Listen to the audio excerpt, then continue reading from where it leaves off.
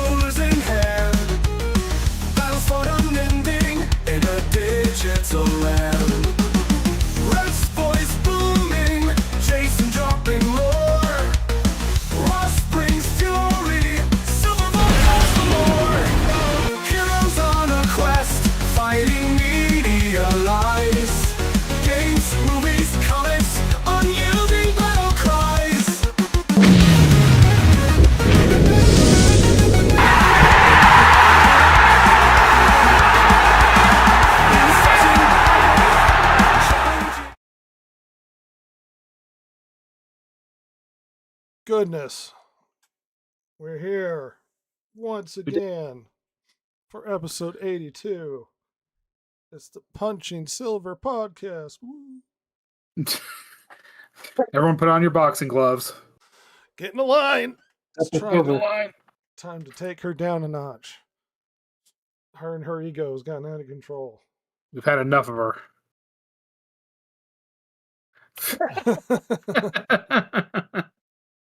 What? Oh, did I queue up the wrong podcast? Oh, I guess we're going to talk about games and pop culture or whatever. That other podcast will be a surprise, or at least it was. We're releasing it on Vimeo. They let that sort of thing happen there. Yeah, not on YouTube. It was a high class. No. Yeah. They might on what's that other streaming service that they're trying to get going, but it's not really going. Rumble? Yeah. Yeah, they probably let us do that on Rumble. Pretty permissive over there. What do you think, Yeah, Silver? it seems so. Hello. My audio wasn't working. Oh. Oh, well. We'll just have to leave that as a I was surprise. like, why is everyone weirdly silent? You're silent. Yes. Yes, I am. It's sort of her thing. Well, yeah. Kids, it's been a special week. It's very special. It's been a very special week. One thing I found when making this podcast, trying to do gaming, pop culture, movies, comic books, yada yada yada, nerd realm stuff, that we are constantly intersecting ourselves with current modern events. And not because we're purposely trying to engage with the modern political events of the day, but because we've been trying hard not to. Well, sure, but politics have a huge effect on the culture at large, and it's hard to avoid the influence that especially major events cross over with.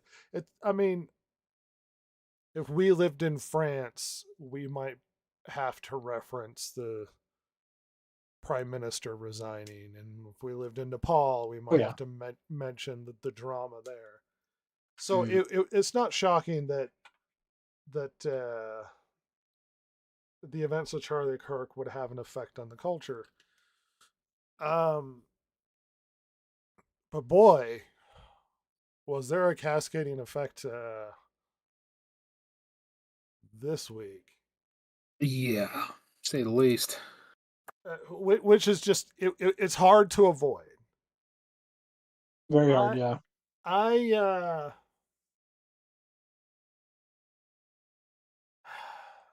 Man, I've spent a lot of time ranting about this stuff or talking to people about it. And suddenly when I'm faced with presenting it to an audience, I'm a bit lost for words. It's funny. Things like this, maybe I'll approach it a different way. It's it's hard to say how a major death will have an effect on things. Mhm. When Donald Trump was attacked, we mentioned it, but more of a call for look, let's be civil. The world will keep moving. Don't. Oh, thank you, Chance. My heart is broken for the loss of Charlie Kirk. I appreciate that. But we moved on mainly because he survived and mainly because he's a politician. You expect. I'm not saying, of course, Trump, but like he's a politician. He says incendiary things one does not. It's surprising, but not necessarily shocking that Trump would have attempts. Mm. Right. And we brought it up in a sense of it's a big major event and it's a concerning aspect of our culture to have stuff like that happening. Well, yeah, Uh, it seemed to be a a milestone in the pathway that our politics was going down.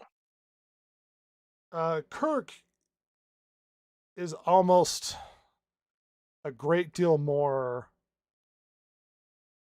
upsetting. And part of the reason is he wasn't a politician. And as far as his No. rhetoric, he was fairly milquetoast or moderate when it comes to a right wing commentator. He Mm. was a podcast, he was a YouTube influence. I mean, if we had more status, he would kind of be us expressing Right. opinions in the public space, which Yeah. makes it so much more upsetting is he's just a guy. He doesn't have political power or control or isn't running for office. He's a guy. Now he's an influential guy and he's been active in the political space. But he's not an incendiary political figure, which is almost more bothersome. You watch his debates and whether or not you agree with him or not, which is not the purpose of this podcast, is to reflect his politics. Uh, he mostly acts polite to people he disagrees with, and in the best sense of the word, he engages in political discourse in the democratic way, the way one would expect one should act Yeah. in a democracy, is engaging with people with ideas and discussing them and going back and forth. For those that constantly decry the state of democracy, he was deliberately expressing himself in a state of democracy. Chance says the left has shown itself not to be misguided, medieval. Many have. So, Yeah. for the purposes of this podcast, I was like, well, what if somebody doesn't really know what's happening? How do I explain to them what's happening? Charlie Kirk was a political commentator slash activist who made videos on YouTube and had a podcast. People disagreed with his points, but when it comes to his politics, he's not that incendiary. He is probably on the side of the majority of right wing people. Mhm. And somebody decided to shoot him at the university, at Utah University. Was it Utah Utah Valley Valley? University. Mhm. And he was killed in front of a crowd. Um, it it caused a shitstorm of drama in its wake. The internet reacting, politicians, people attached to it, and that had a cascading effect across culture in general. Chance says Rhett couldn't do the Charlie Kirk format because you just end every encounter with, "Well, you're a dumbass." Don't leak my Call debating him out. strategies, Chance. How rude. How am I gonna get away with it now? No. And I knew I was in a position where I would end up ranting for an hour, and then everybody would have to just make commentaries and interject. But I thought something different this time, because everybody's got opinions on what happened, that they might reflect on individual events. I prepared a huge amount of links to a lot of reaction and drama and stuff attached to the events at hand. But I thought it would be better if everybody sort of gave their opinions and reflections on what happened themselves. So expect me to rant near the end of this thing. But Jason, what were you thinking? How'd you feel about the whole thing? There have been so many things going through my head since this happened. Since I got that text. Was it you, Ross, that sent that out to everybody? Uh, yeah, I think it was Oh, it was you. Silver. Yeah. Okay. Yeah. So first of all, wow, wow was going through my mind. And second, there are so many, like I said, there's so many things that came after that. Things like, one, there's going to be lessons learned from this, but almost invariably the lessons learned from this are going to be the wrong ones. Mm. Somebody is going to come and say, see, because of this we need more gun control, and they're going to start talking about, this, that, and everything else. But what they're going to the failure here is that almost invariably when something like this happens, what we find out is that all the measures that they're proposing to enact for gun control would not have stopped this from happening.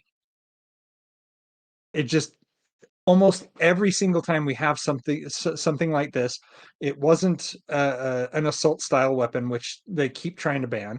It wasn't the person passed the background check. They got the gun legally, and so anything that they try to enact to put a stop to these kind of things is not going to change anything. The next shooter is just going to have the same reaction, because they're going to go in, they're going to pass the background check, they're going to get a weapon that's not an assault style weapon, and then we're going to have that same conversation the next time this happens. How did this happen? How can we enact more gun control? It doesn't fix the problem. It never has fixed the problem, because the people that either if you're an outlaw, you're not going to follow the laws to begin with, and if you're a law-abiding citizen, the fact that we have these gun control measures in place are either going to make it harder for you to protect yourself, or you're not going to be, the person would not have been stopped by those measures anyway. So there's always that somebody is going to be, they're definitely going to start pushing this. I've already seen people start pushing this in tweets and some YouTube video titles, like, it happens every time one of these shootings occurs. The next thing is that what the people on the left, the progressive left, expects to happen is not going to happen, because this is only going to make, unfortunately, this has made Charlie Kirk a martyr for the cause, and it's going to make people come out of the woodwork to uphold and push forward his views and his agenda. It's not going to suddenly crumble. We've already seen people coming out of the woodwork to address this and to actually jump on this. I saw a thing from Asmongold, who saw, basically, he was reacting to this, and he was telling people, now I don't necessarily agree with this part, but he was telling people, look, What we need for you normal people to do is to go to your HR departments and go to your bosses and things and say, look, these people that I work with, they're glad this person died. They're glad. And I don't feel comfortable. I don't feel safe coming to work with these people. Now, this is the same thing that the progressive left was doing. And I don't, like I said, I don't think that this is a good thing for either side to engage in, because this is just cancel culture pushed the other way. And there, let's see. Rest in peace, Charlie. This was a terrible thing to have happen. And the reason that it happened is because of the progressive left, the leaders in the progressive left. They have been spewing such vitriol and such harmful rhetoric that basically their followers feel justified in pursuing these courses of action, because they feel that they are saving our democracy, which is under attack. They feel that they are ridding the world of a great evil when they do something like this. And this is invariably the reaction of an abject coward.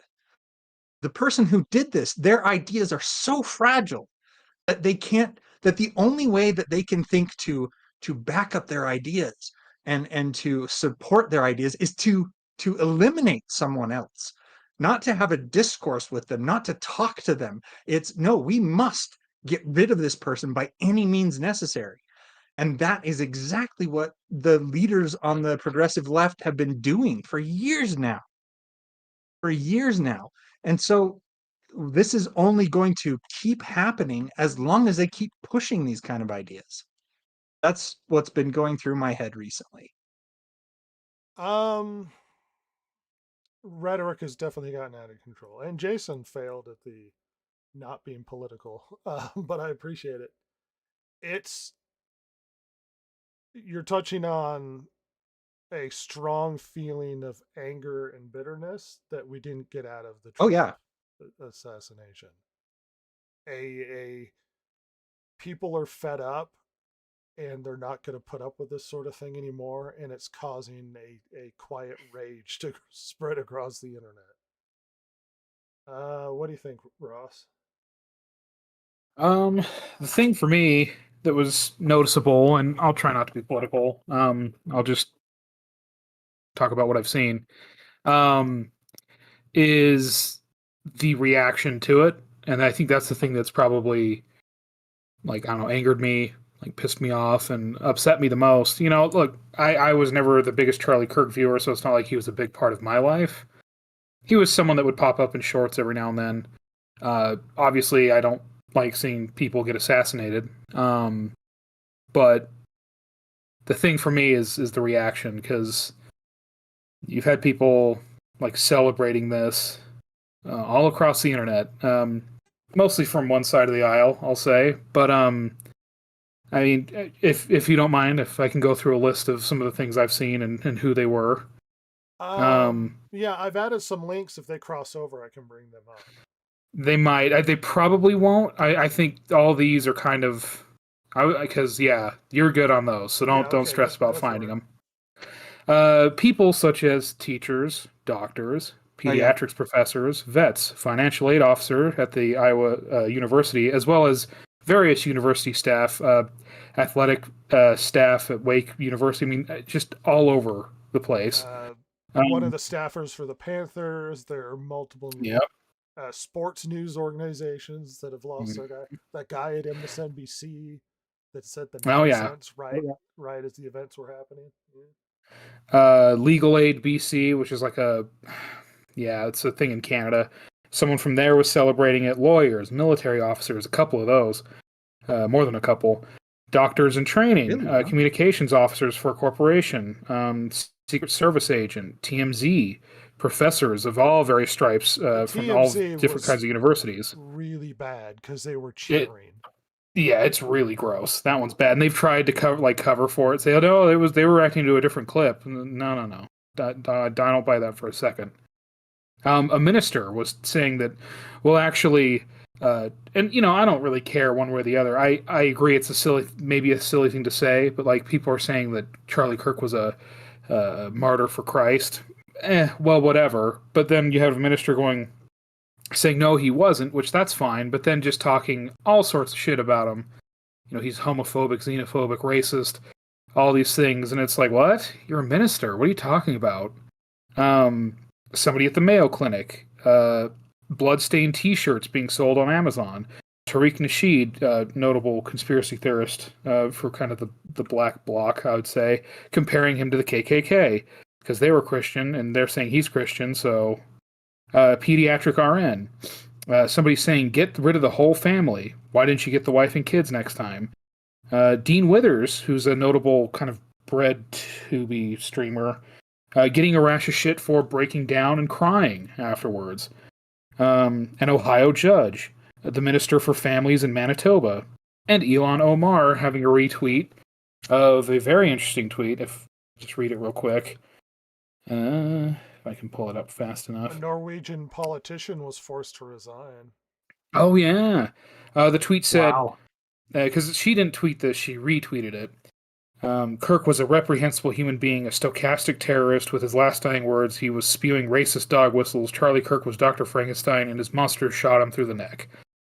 These are some of the things. I mean, in addition to just people making cringy TikToks dancing about it. That kind of thing is pretty disheartening, to say the least. Infuriating. It's would be another word you could use. For our culture. Yeah, and for the country. Yes. Yeah. Worldwide, there's been a huge amount of distress over what had happened. Yeah, and it's just that for me, because look, the reality is, political violence. I mean, usually it's against actual politicians, but sometimes not. But like that's been a thing forever in this country and others for many, for centuries. Yeah. But what's not, or what's new to us, I guess, is being able to see people's live streamed reactions. Essentially, they're in the moment reactions, and then exposing who they really are. And these are people who are all around you who may have stewardship over your own life and well-being. And it's just a huge bummer. Let me read Chance's comment real quick. One thing that disturbed me was how very graphic video was, so readily available to anyone and everyone. In the past, that kind of gore had to be sought out. Yeah. Yeah. I mean, obviously people were live streaming the event as it was taking place. And so you got footage right away, Mm-hmm. which is something that never would have happened in pre-cell phone era days when everybody has a streaming device in their pockets. Yeah. Chance also says congressional Dems showed how vile they are by refusing to honor a moment of silence for Oh yeah, the moment of silence. Jasmine Oh, Crockett they're to such... nobody's surprise was the worst of all. I don't want to bogart your point slightly, Ross, if you forgive me for a moment. Yeah, go ahead. What you seem to be reflecting on is the shocking reality that there is a huge amount of people out there that lack humanity when it comes to the death of an individual. I think what was most disheartening was to see the vomiting of horrific opinions that it was considered okay because he said things I disapprove of. Yeah. And the commentary and the cheering and the laughing and I didn't think we were that sort of country, but then again, the rhetoric has gotten really bad. And to see that weed its way out of everywhere, schools, administrations, workplaces, people with power, people without power, Hollywood, video game companies, Mm-hmm. media outlets, everywhere. that there are people infested everywhere that not only have these horrific opinions, but felt so free to share them with no question as to whether or not it was the right thing to do because he said things I don't like. And the Yeah. bitterness and rage I felt at the reaction from people, like, I don't care. Look, he is who he is. He had political opinions and people are going to disagree. I don't care if you hate his opinions and what he says. Mm. I don't even expect you to go out there and be like, oh, thoughts and prayers, or like you don't even have to do Yeah. any of that or mourn the Mm. man.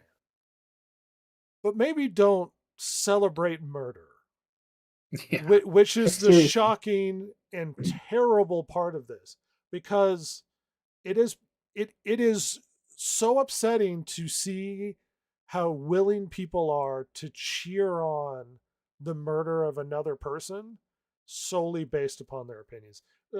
I I just wanted to cap on what you seem to be getting at. I don't know if you wanted to carry it on from there. No, that's you're good. I do see that Cap Cruz as a quote, and I think it'll be good because there's one more I want to bring up, and then I'm pretty much done. And she said, there's a quote from Star Trek that strikes me as what has happened. Quote: "When children learn to devalue others, they can devalue anyone, including their parents." Unquote. Yeah. Which I remember that quote kind of, and I looked it up, and it's from that really excellent episode, a two-parter, Chain of Command, where Jellicoe comes in, and there's the Spoonheads are torturing Picard. Damn Kardashians! I mean Cardassians. There are 4 lights. Yeah, there are 4 lights. As much as Star Trek tries to have the understand each other's side, and this isn't good for the discussion when it comes to Charlie Kirk, but the Kardashians are not a evil alien species that really are very like relatable. Like they're just bad. Yeah, they're just like 19th century ideas like taken to the future kind of. They're kind of wild. But it was interesting because I just saw before I got on a video of presumably a mother talking to her daughters who are maybe 7 and 11, maybe, being like, "Good news! Someone was, what's the best news you can think of?" And they go like, "The president was killed, Elon Musk," and she's like, "No, second best." And it's like that's how she's raised her kids. To await and get excited for the murder of others, or perhaps worse, I don't know, or just more embarrassing, coached her kids to act like this in the camera, even if that's not how she actually raises them. So, good job, Mom. Well, obviously, if she's sitting there with them, this can't have been just a candid look what my children do. It had to have been coached. Yeah, one would assume. I mean, but- whether it's way, like learned behavior from months, years and years of this, or just in the moment coached to react this way, I don't think so. It seemed more like the former, not the latter. But this is so despicable that you would gross. celebrate another person's death. I mean, I can't tell you how many times I've thought, I wish these people weren't in power. Oh, sure. But I've never once thought, I hope someone puts a bullet into them. That's just so beyond the what is decent. I'm not even talking about like religious, from a religious standpoint. A decent human being should not be cheering on the death of another human being. Yeah. Silver, how you feeling? Oh boy. Oh no. I have thoughts. Oh. Oh gosh, I had to write bullet points because oh boy. You're gonna say you're our representative for the college class. Yes, and that's exactly what I'm going to talk about. Excellent. So, from my perspective, being a college student, following what happened, I can shockingly say, at least for my university, the campus has been very united with what has happened. Oh, that's nice. Good. Yeah. So, days following his assassination of campus, it has been very, very somber. Many hushed conversations about what have happened, but I haven't heard one negative thing. Everything I've heard, I've been That's good. concerned about his wife, his kids, and shocked that it has happened just in the state. And that someone could do that to another person, and disbelief that this man is gone. I have heard no celebration. I've heard no he deserved it remarks, nothing. Professors have, of course, avoided the subject and refused to even mention what happened, but even the day following what happened, you could look throughout the classroom and see everyone kind of had a look of shock. You knew everyone was thinking the same thing. It was the elephant in the room. Mm-hmm. The university's president, or interim president, I guess, he put out a statement, 2 statements, really, but they both were pretty much talking about the same thing. It was just condemning violence, encouraging unity, encouraging freedom of speech, and stating the grief that is felt for Charlie and his family. You know, that was felt by Can I add many. one small thing? Yes. He was going to visit your campus in a couple weeks. He was, yes. Wow. I wasn't sure if I should include that, but yes, he was going to. So it has a different air of something when it comes to you guys. Yeah. So I'm sorry, go. Okay. Well, okay. So flags everywhere on campus were put at half-mast. A candlelight vigil was performed yesterday. Many students showed up. No one protested. No one rioted. Those who disagreed with him politically and those who did agree with him, I was shocked. Just everyone just mourned him as a man, a husband, and a father. Oh, lovely. So I felt very proud for the university that they respected him as just the loss of an innocent young man. And yeah, no matter your political affiliation, no one deserves such a fate. I'm disgusted with all those that celebrate his death. It was a horrifying thing that happened. And please, whatever you do, because like Chance said in the comments, there are videos, close-up videos of the moment of the bullet hitting. Please don't go look for those. I've seen it. I'm sure the rest of you have. It is horrifying. Please don't go look for it.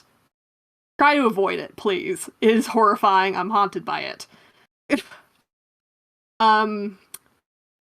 Also, with that candlelight vigil, I was tempted to go to it, but unfortunately, because it was happening on campus in an open area, I was a little scared that something, like, someone could cause trouble. Yeah. So, That's a bad sign for the direction we're headed. Yeah, luckily, my fears were unwarranted. Nothing happened. Thank goodness. There were many people that turned out to the vigil. It all went well, from what I've heard. No one fired in the celebration. Oh gosh, yeah, no one did. It was odd. It was a very good candlelight service, from what I've heard. Okay, so another point. Charlie Kirk's, one of his big main things was going to campuses, talking to the younger generation, right? Mm-hmm. And I'm not trying to get political, I'm just stating. He knew the importance of younger generations, people around college age and younger, because younger generation is, of course, going to be the future. And he was just simply trying to do... Yeah. So he was just simply trying to do what he thought was right, and he was trying to make a better future. There's nothing wrong with that. a big portion of those who knew him, his debates, were those of college age. And to lose such an influential figure on this generation is heartbreaking. It's a very painful loss that many are feeling. It doesn't matter if you followed him politically or agreed with him. He's just a man. Mm. And I'm sure resulting response from college students now and in coming years will be to condemn violence, encourage speaking freely, and learning that it's okay to disagree with someone but still be civil. One And would hope. yeah, Yeah. I'm sure with what has happened, there'll be more of a sentiment to bring that up. But anyway, and yeah, that's not something only college age students need to know. That's everyone, every age. And I hope the younger generation is taught better to not do this when they disagree with someone. Anyway, yeah, Charlie Kirk, whether you like it or not, he's still going to be making an impact in our society from now and many years to come. So some are celebrating and trying to tear people apart. He has unified people still through what has happened, and that is a good thing. That was one thing that I really enjoyed about seeing from Charlie Kirk was that yes, he Rhett mentioned this earlier. His viewpoints were very middle of the road, very much conservative viewpoints. Sort of a Now, moderate from conservative, yeah. from what we would say, we would look at that and say, yeah, they're not incendiary. Obviously, from the left, progressive left, they were incendiary towards them. But every time he did one of his things, he invited people who didn't agree with him. He said, if you don't agree, come right up. Here's a mic for you. Here's somewhere you can speak. And he would, the person would speak into the mic. They would say their viewpoint, and they'd start getting boos and stuff from the audience. And Charlie Kirk would say, "Whoa, whoa, whoa, whoa! No, let him talk. Let him talk." And then at the end, he'd say, "What I'd like to do is to find out where we can come to some common ground." I almost always heard him say that when he was talking to people. It wasn't, look, I'm going to destroy you and I'm going to dump on all of your beliefs. It was, let's find a place where we can meet and where we can view things eye to eye. And when people were booing, he was like, whoa, whoa, whoa, let him talk. Be respectful, people. And it was amazing the way he reached out to people who didn't share his viewpoint. Now, yes, he would very plainly tell people, you are wrong. You have your facts twisted. You're looking at this through the wrong viewpoint. You're viewing this through emotions. He would say that to them. And I'm pretty sure that people at that point, they felt maybe attacked. I don't believe that Charlie Kirk was attacking them, but when somebody excuse me, when somebody tells you to your face that you're wrong, you may have that reaction. But he was always respectful to people, even if those people were not respectful to him. I don't know that I'd be able to have that same patience and that same uh, uh, clarity when talking to somebody who was yelling and cussing it into my face for what they thought was an attack against them. But he was always even. He was always respectful. He was a great person, just from the standpoint of let's talk. Let's see if we can find a point of agreement between us. So you might be asking yourself, why does this matter? And there are a lot of reasons why it's sort of a big deal. He had a far-reaching influence on the political culture of this country and worldwide. They were starting factions in other countries. He was the head of Turning Point USA. He went and spoke to the Oxford Union a month or so ago. He had a wide-reaching influence, and that sort of person is going to be missed when they pass. A lot of what is affecting the culture nowadays is the reaction to the event, positively and negatively. And the negative part is probably, I mean, not to repeat myself, is probably the most disheartening. We always lived in a society in the West believing that despite political disagreement that we could have reasonable discourse. Democracies, and I know people are going to want to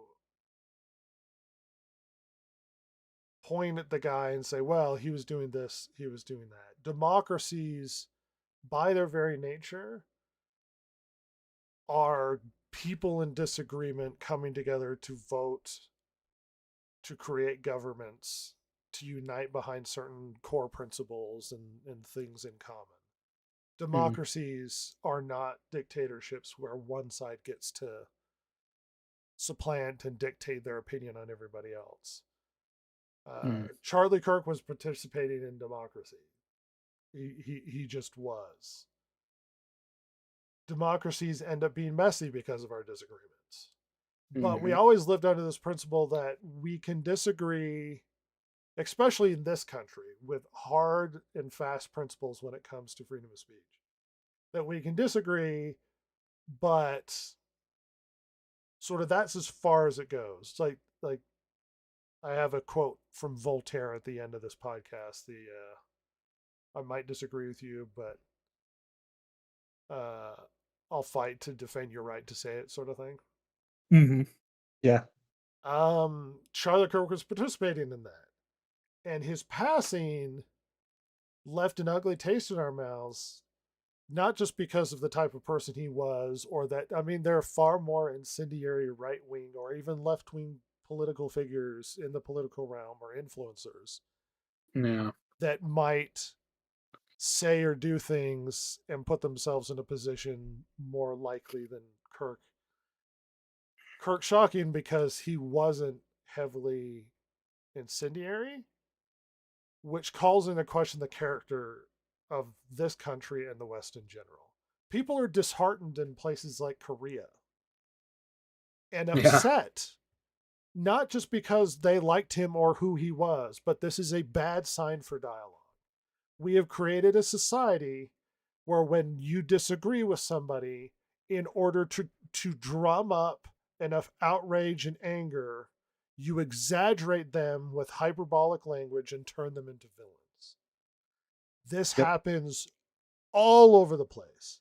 And the one drum we beat on this podcast repeatedly all the time when we're talking about issues in culture that are affecting video games and movies, comic books, or whatever it happens to be, is activists across the board deliberately trying to influence the culture, deliberately trying to push things in their more extreme and ideological direction, trying to wrestle the hands, wrestle the reins, if you will, of American culture and Western culture, trying to influence it and force it to be something that they want it to be. And we always knew that they were aggressive, political, minded people with full intent. We just, I guess we didn't all come to terms with the fact that a lot of these people were simply evil people. That they existed in a world where they couldn't have reasonable discourse. Because it wasn't just some crazy people. This is people everywhere. Everywhere. These sorts of people crawling out of the sludge that they exist in, working to influence major companies, participating in huge cultural parts, what am I saying? Huge parts of our culture through video games, through movies. There are some major influencers that were invited by Disney to participate in promotions for Star Wars, the newer Star Wars stuff, with Feige and Kennedy and all these other people who have cheered on the murder of someone. Where is your sense of propriety, Disney? Where is your outrage and effort to distance yourself from these people?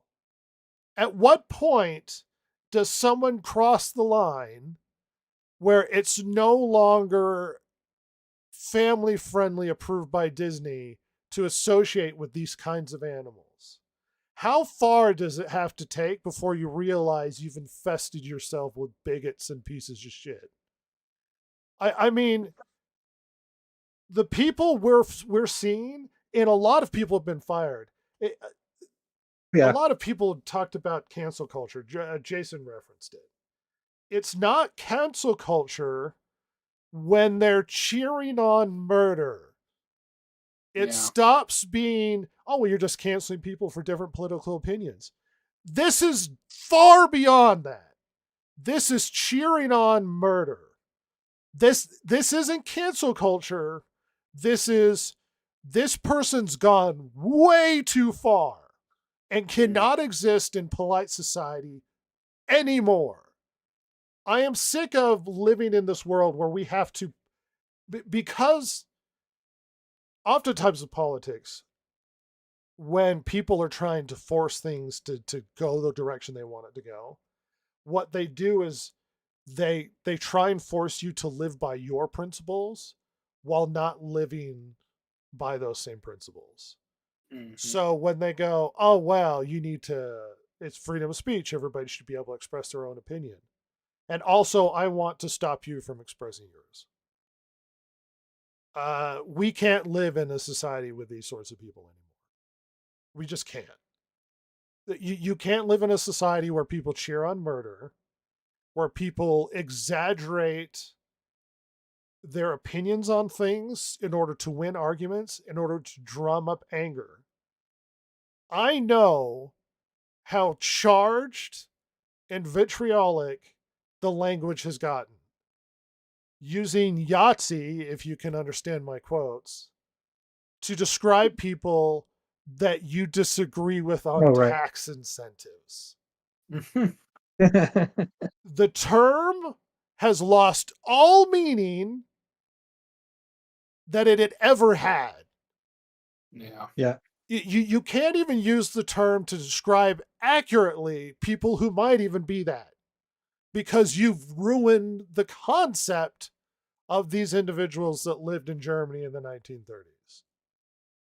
And doing so is no longer, I just hate you and I'm going to create you used to use that term to describe the worst people imaginable, but you lack the capacity to engage in reasonable discourse so much that you can't even contend with their ideas or debate with the things that they say. You just call them names and think of the worst thing you can say, and then not expect that will imprint on stupid people. Right. Who will use that as justifications for murder. If you are exaggerating someone's opinion that they never said, calling them things that they aren't, at some point, where is the culpability and where are you at fault for creating this situation? The rhetoric has gone too far. We can't do this anymore. This is not a world where we can exist with people who simply inflame for the sake of it to try and destroy people rhetorically, just not engaging with their ideas and not engaging with their debate. This is the most dangerous direction I know Trump and the assassination attempt on him caused a lot of dismay. This is worse because this destroys the idea that there can be any dialogue between us. That there can be, that we can even live in the same country. This is disheartening people across the Western world because they're realizing that people are just killing people for things that they're thinking, for ideas that they have. Yep. Simply thinking something that someone disapproves of is tantamount to murder. Like, imagine we're simply discussing a movie that we hate and think is awful, and someone going, well, I'm going to kill you for that. Guess what? That happens all the time. Constantly, for simply having difference of opinions on media, on video games, of all things, as stupid as a hobby that you sit down and play. And somehow that is too far. You can't express an opinion that you don't like Dawnguard, or that you don't like the latest piece of trash that has been released, because everything has been so infected with politics that expressing that this video game is too political and it's too woke and I don't think it's going to be good. I don't like the character designs. I don't like the gameplay. And for whatever reason, I don't feel like I need to give you your money. People will crawl out of the sludge that they live in to not only call you horrible things, but advocate for your murder because you have opinions. This is a dangerous direction for the country. And you know, the worst part is, most of the time when horrible events happen and you see calls for, well, we need to calm down, we need to understand this is an isolated event, I'm seeing anger. And this is a bad sign. Because now, if the response isn't, well, we understand it's just an individual crazy person, if that were the case, we wouldn't have seen dancing on TikTok and cheering on Twitter of people from a lowly teacher to influential, important people in some of the most important aspects of media and pop culture in this country. This is not a tenable situation. We can no longer approve of this anymore. And if you're a company that still has these people on your payroll and we know about them, you better purge them now, or your country's part of this. You're as culpable as anybody else. This is no longer cancel culture. It's not cancel culture when you're advocating murder. It's not. It's one thing for you to go, I didn't like Charlie Kirk's opinions on immigration. Fine. Great. Yeah, not only is that fine, you have a responsibility to express your opinion. Hopefully it's been thought out. Hopefully you've considered the ins and outs, but you have a responsibility in a democracy to express and understand your own opinions.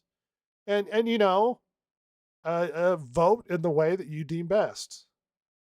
Not murder people. I don't know why I have to say this, but that shouldn't be a shocking thing to say. And if we can't exist in a country, in a world where reasonable discourse can exist, then democracy can't exist. Then the one thing that you seem to claim you're fighting is done. We just need we'll just have the fight, and then one dictatorship will have to emerge. Because you can't live in a democracy if everybody agrees with you and no one's allowed to disagree. That's no longer a democracy.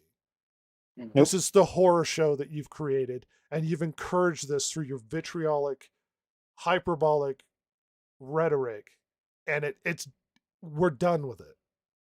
It's over. There's no, well, you know, he has disagreements. You're cheering murder. There is no longer any reasonable discourse to be had. Done. And I'm sick and tired of people going out there going, well, you know, you shouldn't murder people. But he did say some things. You know what? You know what that means? You're justifying why it happened. If at any point you have a qualifier behind it to explain why it happened, you're justifying. Yeah. The only thing that needs to come out of your mouth is this is wrong, regardless of his opinions. It Mhm. shouldn't happen in the type of society we live in. Done.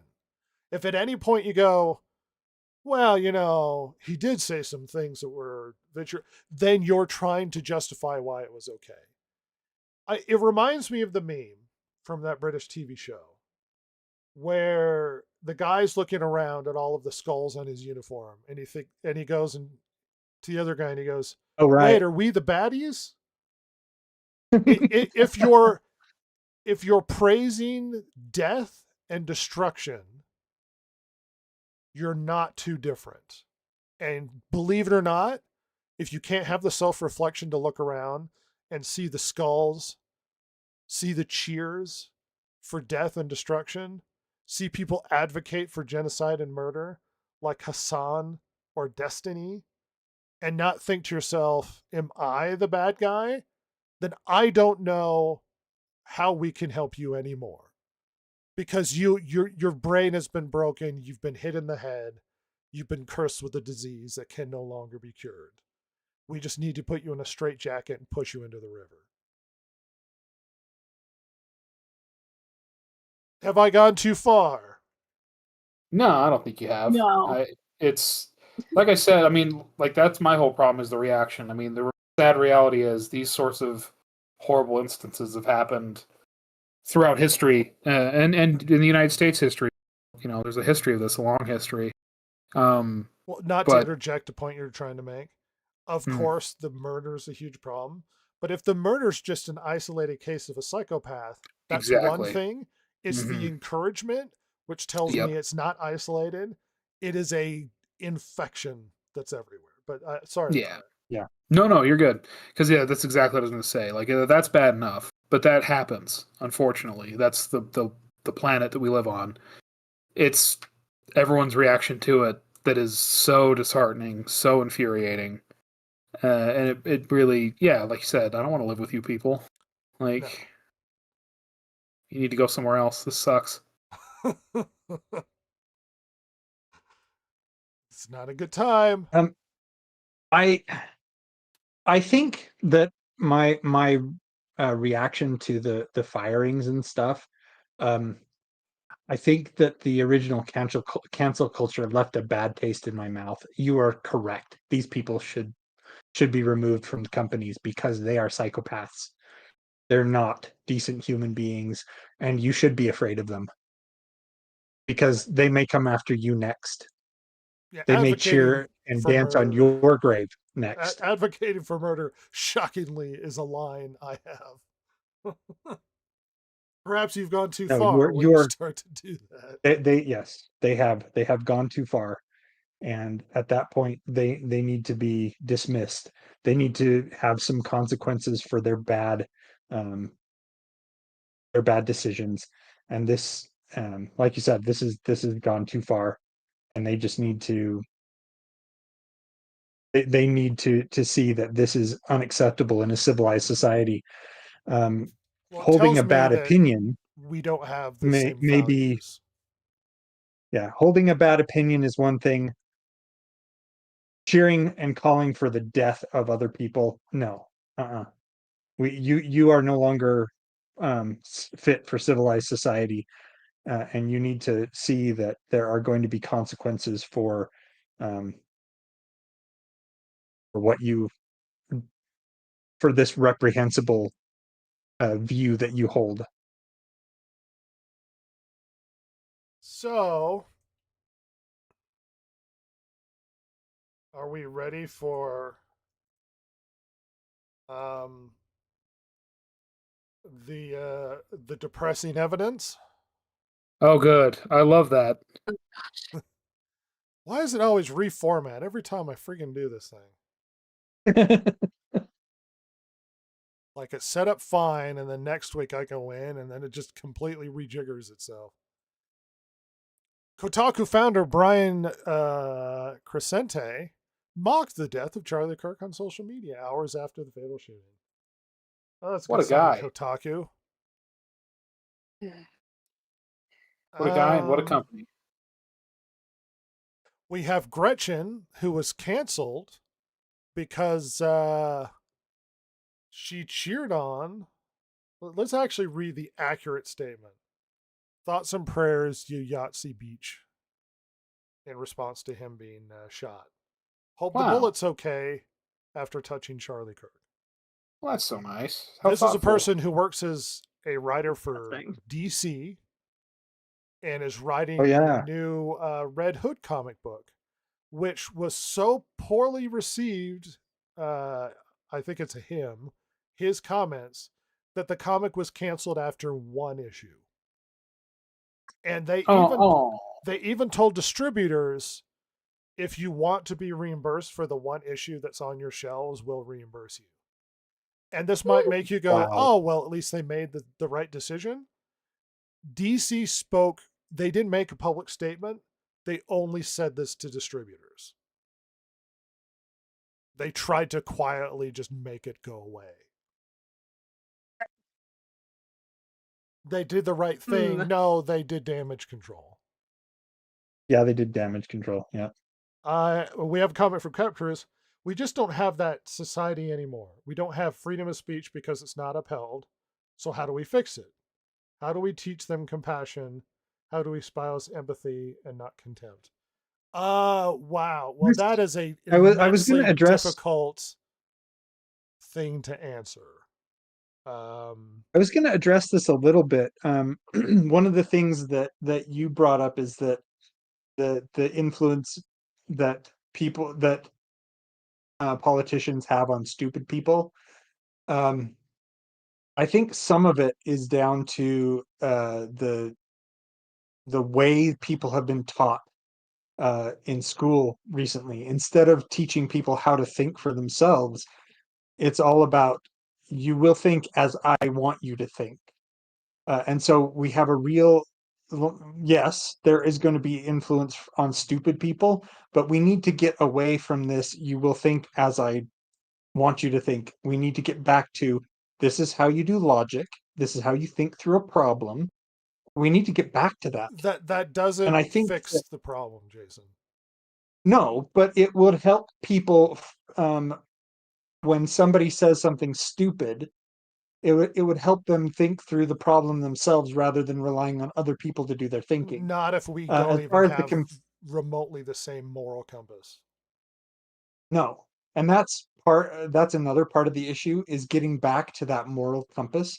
We need to start holding up people who are moral and virtuous as our thought leaders and as good Sure. examples of what to do in society, rather than So Jason, the reason current why crop of idols we have. Right. The reason why I hesitated answering this is it has to be a massive cultural change. And there's no Yeah. way to do this if not over the next 50 or 60 years. And that's an implementation you're that right. have to be ground up. We need that is to- simply not a tenable solution. We need to.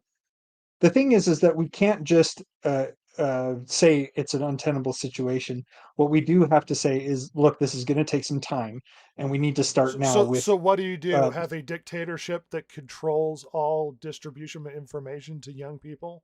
Make sure that they are taught in a specific way. This is exactly what the left had been doing. This is their long-term plan for the past 100 years.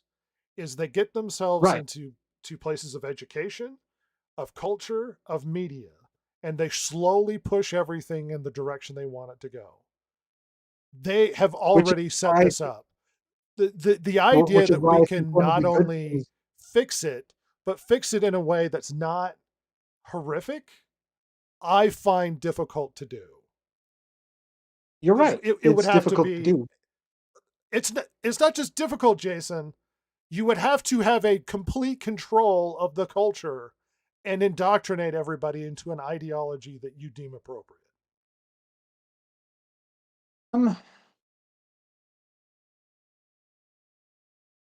You can't force everybody to agree with you.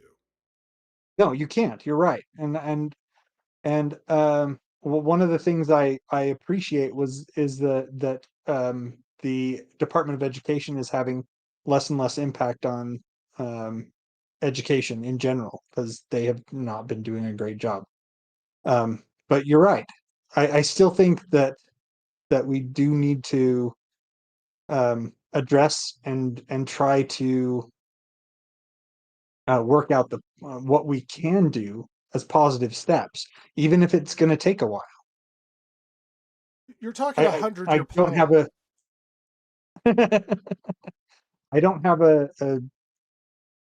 yeah, I don't have a solution for this. I think that if we don't try to address it at the very least, it's just going to get worse, and we're going to see that. I think the only tenable solution at the moment is to make it very clear that certain things are simply no longer going to be appropriate in the culture, and make Yeah, sure everybody's on the same page. And I'm talking the horrific language. Basically, everybody's going to have to agree that there's going to be social and cultural pressure against people who approve of this, of certain things anymore. You can't force yeah, everybody you to suddenly move in a political direction you want them to, but there can be absurd cultural pressure and social pressure on people who say things like murder is okay, to the point where it's no yeah. longer something that's commonly expressed anymore. We need to start doing that, like you said. We also need to start doing things like um, you have to attack the argument, not the person. That is no longer something that is It, that was what Charlie was doing, and that got himself shot. right. But the thing is that everybody, if like you said, if there's social pressure on the people who are attacking their opponents, if there's social pressure brought against them, um, that can shift what we're what in the direction we want it to. We say, I no, for people who are attacking the person, not the argument, uh, you don't get to do that anymore. the idea that we could have polite conversation in a Western democratic nation was murdered. A lot of people have Yeah, abandoned that, which is a bad sign for the direction we are headed. That they're simply no longer like, look, you want polite conversation and reasonable discourse? Well, you killed him. That was that guy. If you can't have polite and reasonable discourse, where else are we going? I think people want to have a positive solution. Well, yeah, we can do this, this, and this. It is very broken. And solutions, effective solutions, would take far longer than most of us will be alive, which I think that some of would it also fail comes down to, and be far too difficult to implement. yes, but I think some of it, there's a huge parenting failure as well, and we've seen this on TikTok. That more than um, anything is the and parenting and failure. yeah, and the parents need to get back in there and say, look, no, this is bad. Kids, this is bad. You can't do this.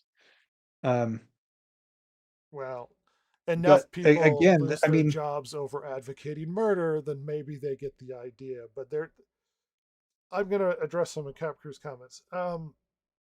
Let's see. I sorry, my phone glitched, but I feel like the language used is a good way. Make sure not to attack character versus attacking viewpoints. Um, I agree. My dismay is this is the sort of dialogue of these are things we can do before we realize that the country's busted beyond recognition. That this is the sort of how do we turn the country around was the sort of things we would talk about before Charlie Kirk was murdered. yeah. Ross, why don't you? What are you thinking? Dude, about turning around the country with this, I think the simpler, like you said, the simpler option is social pressure. As far as like, hey, that's really not chill to be cool with that, to be cool with murder. Anymore. Yeah, like that's because anything else is either too easily overturned Yeah. by the next person that comes in. Yep. You know, you're probably going to be like skirting around legality, obviously. So yeah, I mean, just holding up your. I mean, it's not even your moral, it's the correct moral of not being murder, and putting pressure on people who, you know, talk like they want to kill people, or think it's okay to, and you know, that's just hold that pressure up, because that's the only thing I can think of that is both moral, legal, and hopefully useful. Fixable in the time period we Yeah. have at the moment. Hmm. Here's a disheartening part. Some of the most influential, hugest people on the internet, like a Hassan Piker, the largest, I think he is the largest Twitch account. It goes back and forth between him and Asmongold, I think. Yeah, he's advocated for genocide of conservatives. Oh yeah, yeah. He's a real piece of work. He said we need to kill Yeah, all the landlords, let the roads soak in their capitalist blood. Quote, if you want to fix America, you would kill Rick Scott. Here's another quote. Charlie Kirk, guys, you know someone's got to do it. Oh my gosh. After the assassination, wow, this is horrible. I can't believe this happened, guys. I don't condone this. Pretends to cry. What? He just condoned it. This is the most influential person among young people on Twitch. A raging socialist who has advocated for murder. How you fix this? Is it? Twitch isn't interested in fixing it because he brings them money. Yeah, and Yeah. they probably agree with him politically on top of that. Yep. So, What do you I ban mean, stuff he has to say? Sorry, go ahead, Ross. well, I was just going to say there. To be fair, there is a long history now calling Hassan and Twitch over their lack of enforcement on him, and even when they do enforce, they often will ban him on his day off anyway. Yep. Where he's not trying to make money. Yep. But people are continuing, and I encourage them to keep doing that. People that are on the Twitch space or in the, if not really on Twitch as a main line, calling this out constantly, and it's been constant. And I think it's starting to have some effect. We'll see. But I mean, because that's all you can do. Unfortunately, it's a private company owned by Amazon, by the way. I would recommend don't use Twitch as much as you can. At least don't give them direct money. Give them, you know what I mean? Like if you want to support your Twitch streamer, see if they have a PayPal link. You know, Well, just go check that. The one pressure we've always advocated is when people make a game that you find abhorrent with abhorrent politics or stuff you disagree with, don't buy it. Don't give them money. That's the best way to vote in this sort of system is with your With pocketbook. your wallet. Don't give these people money. If you go, oh, that new Concord game is gross, don't buy it. That's the easiest way to give them to tell them. But a lot of people say, well, I got to get the new Dragon Age because it's Dragon Age though. New thing. New thing. Hey. Got to buy new product. It's like, well, how are you different from any other just mindless sheep that goes around?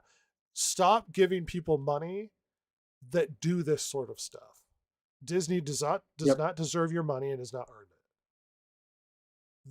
That sort of pressure, as much as we pretend like it doesn't have an effect, has been having a devastating effect on companies like Disney. Oh yeah. On the video game industry, Ubisoft felt it hard. Yes. To the point where they had to sell chunks of their company to a Chinese company. Sony felt it with Concord.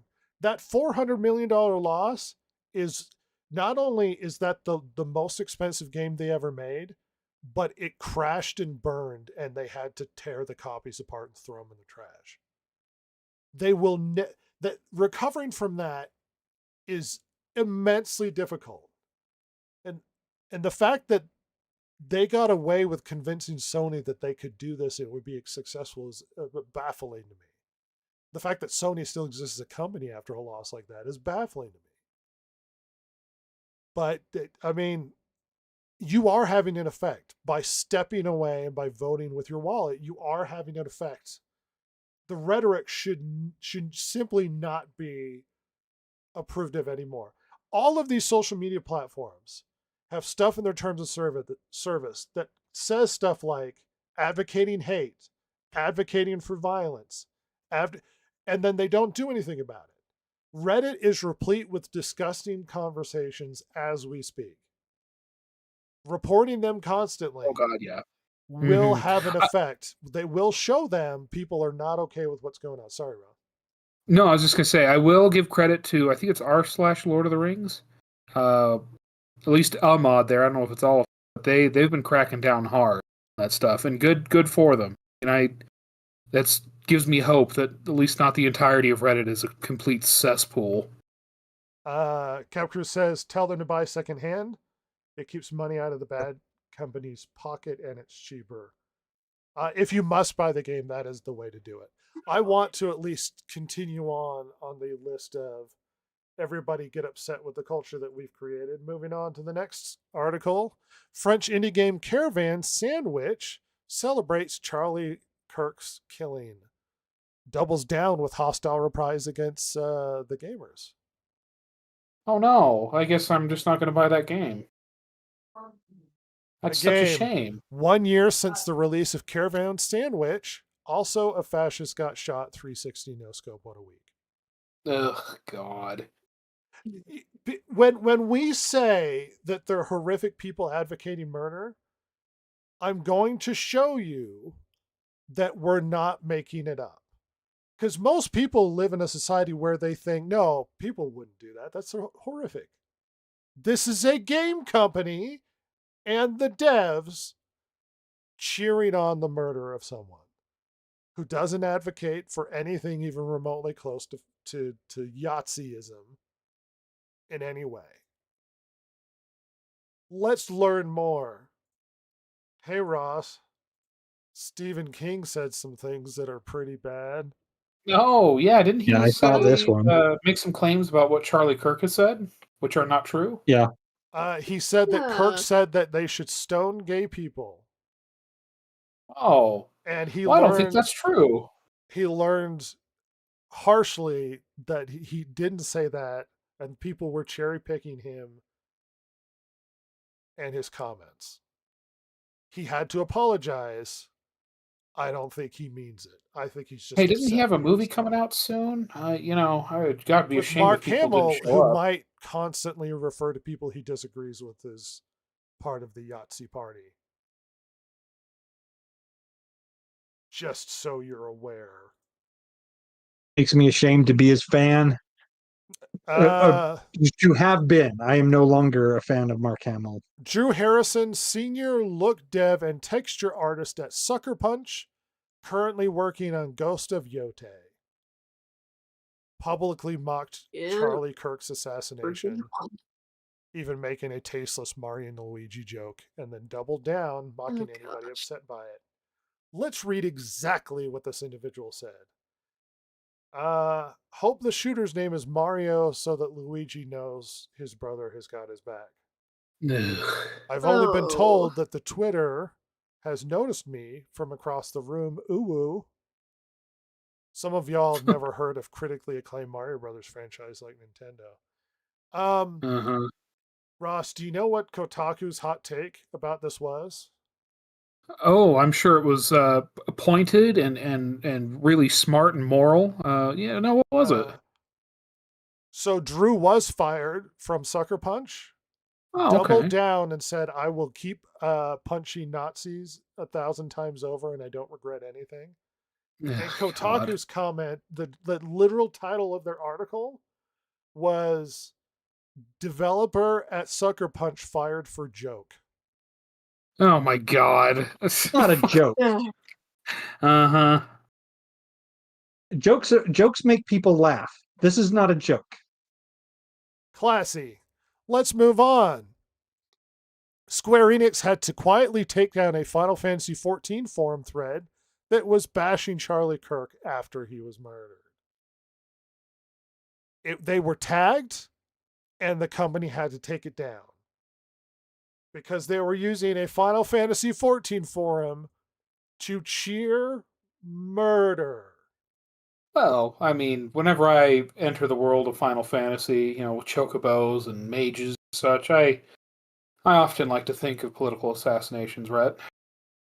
Oh, yes. You think of a boy band traveling across the world and. The you totally think of- not gay boy band with their love of cup noodle. Why do I think Yes. of you guys having this conversation sipping champagne?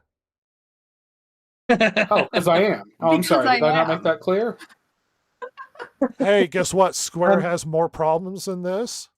The Of localizer course they do. that's localizing the English translation for the recent DLC said, anyway, the choice America faces going forward is to live in the Confederacy or do Reconstruction for real and purge those MFers from all public life. And there isn't Ugh. a really in between. This person had to be fired. Yeah. The localizer for the recent big expansion for Final Fantasy XIV. A lot of problems So, at Square. On this, so I mean, this does sound like Square Enix is at least doing something good with their platform. That they when If they they found out were, about this, they would be announcing and making public announcements guess that's at their true. rejection. They're quietly getting Rather rid than of these quietly people. take it down. Yeah, The I mean, Hell, at least the Helldivers subreddit had to go into lockdown, and the Oh, community God. manager was locked out of her account for being a part Good. of it. Jesus. Not to mention the Helldivers things associated with the shooter. Oh, was there? I You've didn't heard hear about that. Yeah, apparently there was stuff inscribed into the bullets, and there was, oh yeah, I guess, on one of them that I've heard, double check me on this, that there is a certain, like, code thing that is used in Helldivers that calls a bomb strike. Oh, yeah, the direction of like the D-pad. Yes. Yes, yeah. Mhm. That was Ew. engraved on the bullets. Oh, I bet Arrowhead loves that. A thread of Blizzard employees and contracted employees for Blizzard stories celebrating the assassination of Charlie Kirk. They're in your companies. And when we complain that your games are woke, these are the people doing it. These people. Yeah. Exactly. And they're I mean, like I mentioned earlier, I mean, it's video games, it's everywhere. And they are from the top to the bottom of these companies as well. We're not done. Microsoft had to evaluate the Blizzard devs who trashed Charlie Kirk in the wake of Elon's tweets and the mega thread of receipts posted. Yeah, Microsoft's really scrambling over this. And Elon Musk is expanding the dialogue around it. The guy was 31 and had 2 children.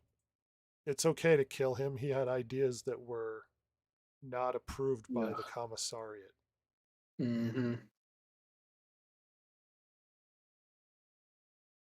Oh, here's the Hassan stuff, by the way. Quotes My from favorite Hassan. streamer. Oh wait, no, opposite. Hey, guess what happened afterwards? People started to go, hey, how about we get J.K. Rowling next or Elon Musk? Oh my god. Jesus Christ. Oh my gosh. Sending them messages on social media, you're next. Because this is how we can exist in a democracy. Killing people that say things we don't like.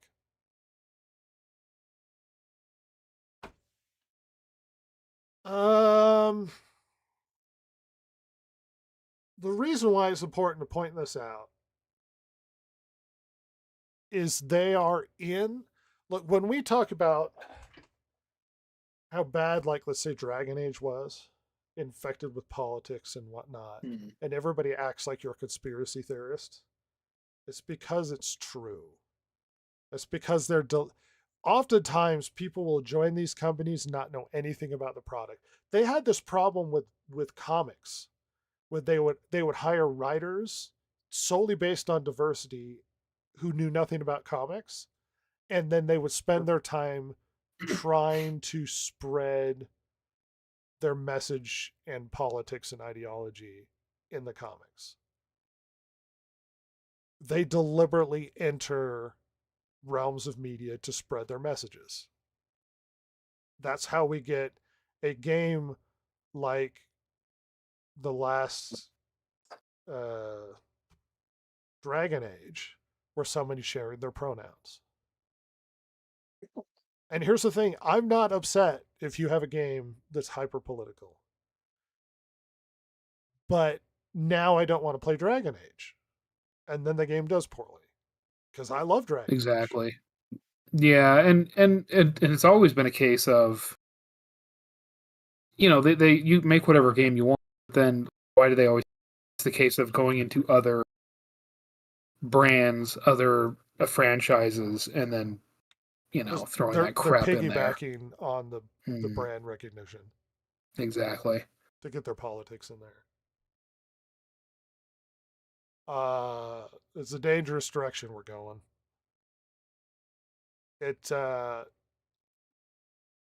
Polite political discourse has gone out the freaking window. Certainly seems that way. It's a brave new world, everybody. And I look forward to wearing football shoulder pads and getting myself a twink. But the twink will get its fingers cut off by a boomerang, and that's unfortunate. You don't catch that boomerang from that savage child? What a fool. He lives in a hole. I mean, who knows what he's doing? Who knows? I'm a little suspicious of that guy in all black with the cool jacket. And the sawed-off shotgun. I'm afraid he might murder me. At least I get a pulsing skull. It's true. That's true. Lord Humongous in the wasteland, you're Lord Humongous in the sheets. I know where I'm going with this. I'm very distraught that I thought we were better. We were better than this. Oh, Red. People will always disappoint us. You sweet simple child. Oh, you baby. You thought this would be fine.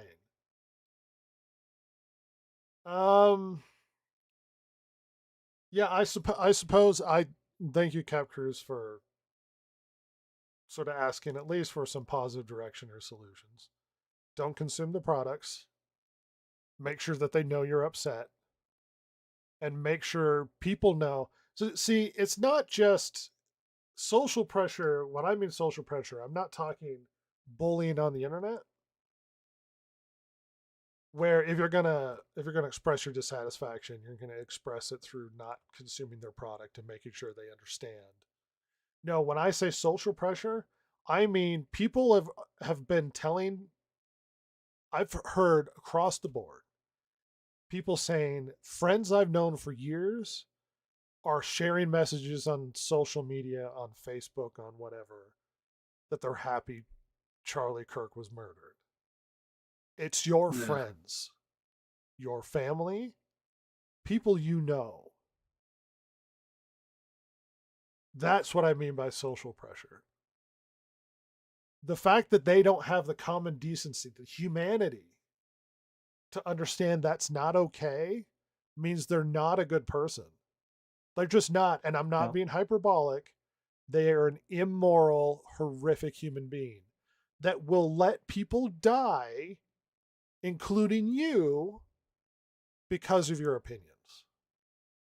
What I mean by social pressure is from from the top, with people part of these companies, and whether or not the companies are willing to push against this and apologize and make sure people are dealt with, to the very bottom when it comes to your sister or your friend. And if they can't see reason, then why are you associating with people that think murder is okay?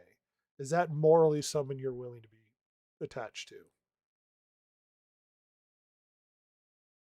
You gotta question your own morals at this point. Are Yeah, you I hope that are there you are a bad people doing person? some self-reflection here. They're not. The only consequences they're feeling are people being fired. This is everywhere. Cheering at TMZ, cheering at a person's murder. These people are no longer should be allowed it. We lived in a world before where it's like, oh, that's, your opinions are gross and stuff, but you're still my friend. No, not anymore. We can't allow these people to associate with. And I'm not saying ostracize people who disagree with Charlie Kirk. Heck, I don't agree with everything Charlie Kirk says. But you know what? I cannot live with people that think it's okay to murder. And that goes for anybody. Anybody. If someone murdered Hassan, who I think is a piece of shit, I'd be like, oh, that's terrible. Never should have happened. Hearing it, I'd be like, ew, no, murder's not okay. That tells you that we live in a world where we simply no longer have the same values and the same culture anymore.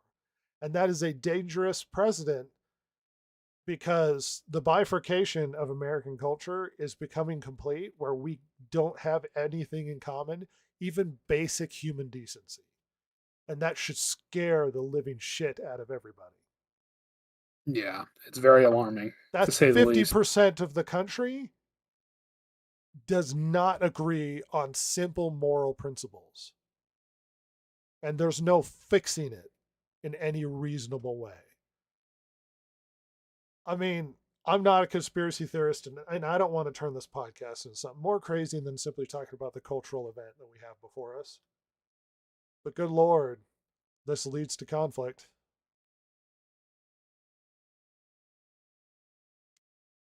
Think about it, everybody. Pray it doesn't spin into the horrific world that we all expect it will be. Because if it does, I'm going for silver first. One Oh, kind no. of silver lining that I've noticed here Stealing is that silver there stuff. have been a lot of people posting on social media that they will never again be part of that political movement anymore, that they're never voting for them, and they're completely switching allegiance. Anecdotal. I mean, that I would at least push back on one principle, because the cheering of the violence is so widespread. That tells me one important thing, and it's not just we disagree on morals and principles. They live in bubbles where the people around them think it's okay. Yes, So yes, absolutely. so you they are felt you are free correct. and unfettered to express their opinion, which means that for every one person we see, there's like 100 that haven't posted social media comments about how they're happy with murder. And I'm not saying that this is necessarily a good like I'm just saying that there has been some people who have realized that there are horrible people out there and have been trying to distance themselves from those horrible people. That's good. There should be more of them. This should be a mass migration away from these horrible people. We should be seeing more than we are. I'm just saying that yes, there are horrible people out there, and there are people who are now recognizing it for what it is and saying, "Look, I'm no longer going to be part of this. I can't. You guys are horrible human beings, and I am out of here." So there is a little bit of that, and like I said, it should be more widespread. Sure. We should be seeing people I decrying this. I appreciate it, Jason, and I see you as a lot more positive than what I see. This is horrible. Yeah, and I think that optimism versus pessimism. I think that I am more on the optimism side, and you are definitely more on that pessimism side. Well, absolutely, but it's really bad. And so I'm just saying that that's something else that I have noticed, that there are people who are recognizing and using this as a wake-up call for themselves, and I just wish more people were doing it. Sure. Just to reiterate, there are far more people than anyone would have ever expected to celebrate this, which means that they live in communities and social groups that think it's okay to overtly call for murder and death upon people you disagree with politically. What we're seeing is people that are saying it and then looking around confused, like, what? I thought we all agreed. Which tells me it's a lot. Yeah, and that is insane. It's a lot more widespread than any of us realized, and it's really, really bad. There's a lot more of them than we thought there would have been. I wonder if some of it is, we didn't notice that it was so widespread. Well, maybe I'm just being a little bit naive here, because I remember when President Trump was almost assassinated, and the people on Twitter were saying, like, why couldn't you just be more accurate, or whatever they were saying, and this should have been a wake-up call for us right then. Well, we should have been like, whoa. But it's Trump, and I think that's part of the reason why it wasn't as bad, because Maybe Trump says incendiary things and he upsets people, and he's a politician and he was the president, and people can rile themselves up about, well, he's going to do this or that, or whether legitimate or not. Charlie Kirk's just some guy who has opinions, and that's probably what's so disturbing and upsetting about it, because it's like, Trump is the president's always going to have somebody trying to go after him.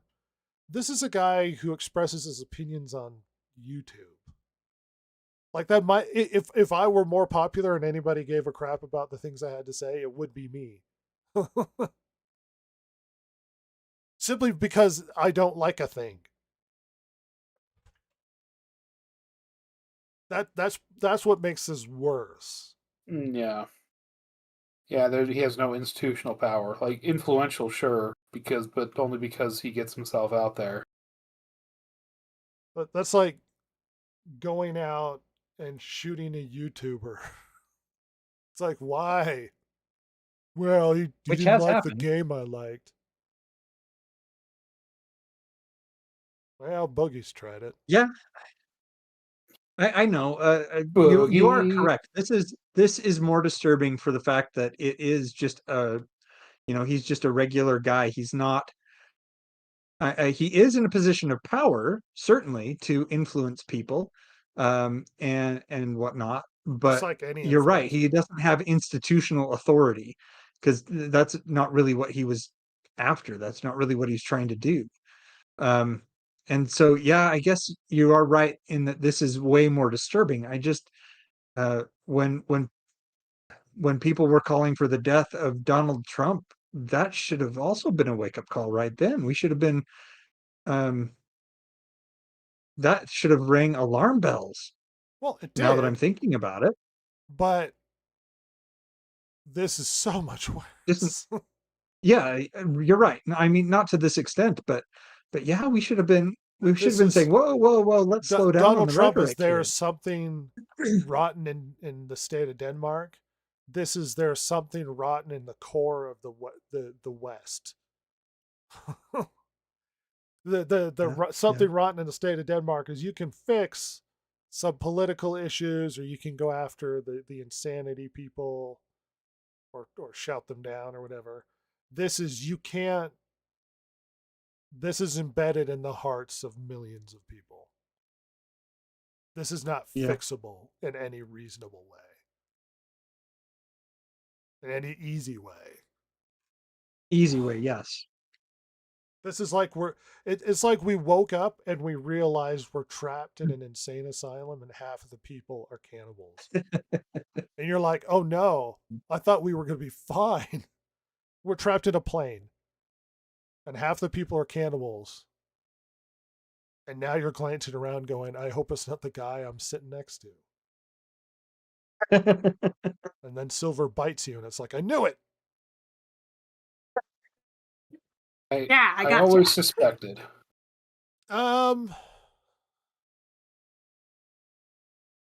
Yeah. Well, we didn't fully succeed in staying out of the politics, but I think you guys got the point. I don't know that with this being such politically motivated that we could have and completely stayed out of it. I mean, I talked about the politics. I mean, I talked about the culture. I think that was probably Yeah. the most important issue when it comes to pop culture, which is what this podcast is about. I mean, Yeah, we've talked about how politics just bleeds into everything yeah, because it which is has so many. the biggest principle of this podcast is that Yeah. you're ruining everything. All of the movies suck, and it's your fault. Yeah. Anything we didn't touch? Final thoughts? Um, as No, I think far as as far as final I'm thought, concerned, pretty well covered. yeah, I would say that we really, I mean, there is a temptation here to, like you said, that we are so broken, and this just shows how broken we actually are. That there is a tendency to um, say, well, we're so broken, there's nothing we can do about it. And I think that we need to avoid that as much as we can and do what we can, limited though it may be, to improve, to try to improve the situation How hard do little you by think little. I it's mean, going to be for somebody to say, I'm not going to talk to my sister anymore because she approves of murder? Do you think that's going to be easy for anybody?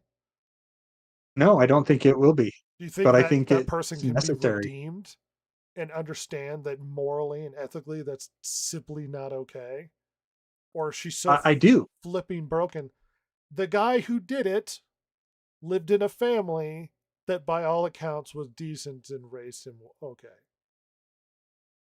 If you can't raise him right, what makes us think that we can change people from advocating for murder? Well, we talked about some things, like we said, social pressure. Um,